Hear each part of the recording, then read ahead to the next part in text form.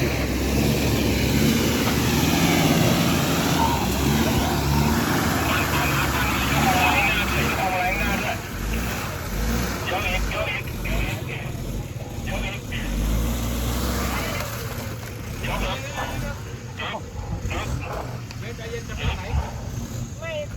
ม่ขนาดข้างอะเด็ก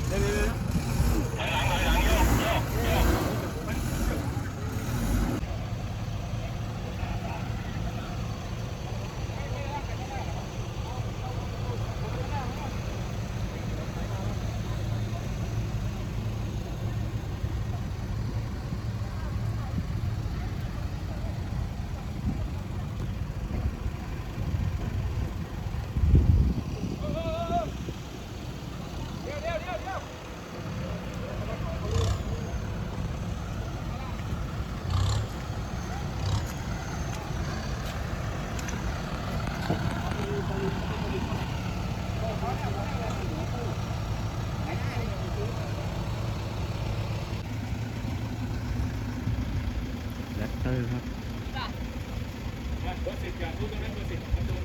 แรปเตอร์ที่ว่าแน่ๆยัง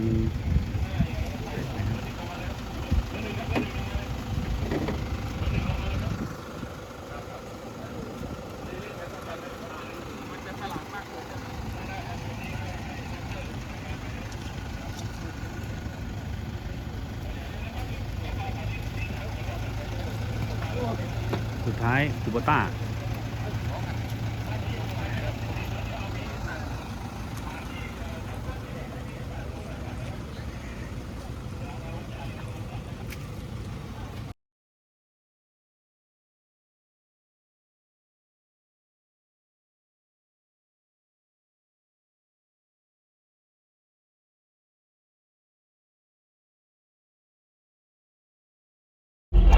ตอนนี้ก็ต้องสักนะครับดีครับเนี่ยเราก็เป๋ไปเป๋มาเลยอยากจะลงไหนลงเลยนะครับยังไงเราก็เลยเสียกันคันเดียวมันก็เสียวหน่อยมาหลายคันมันก็ต้องไปด้วยกันอยู่แล้วเนาะถ้าอยากจะเล่นไหนลงไหน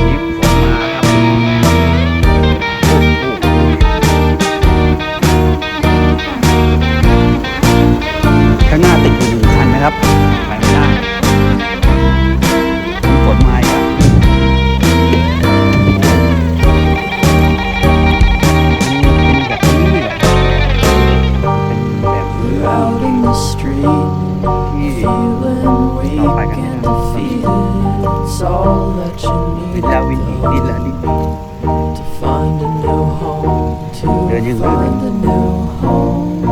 งสุดสภาพ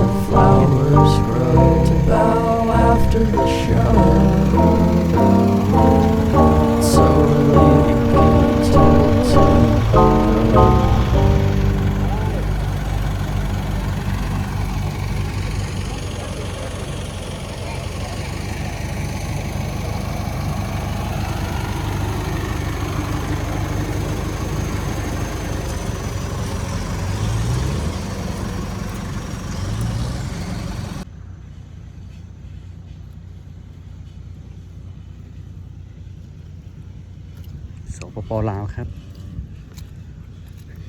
สปปลาวครับนี่นะครับอย่างนี้นะครับโอ้ลึกครับยังมาไม่หมด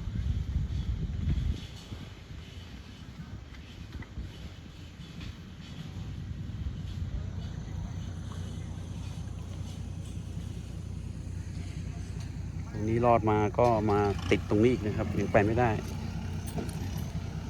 มีบ่อดักตรงนี้อีก1 บ่อตรงนี้หนักกว่าตรงนี้อีกนะครับเราต้องใช้รถไถนะครับ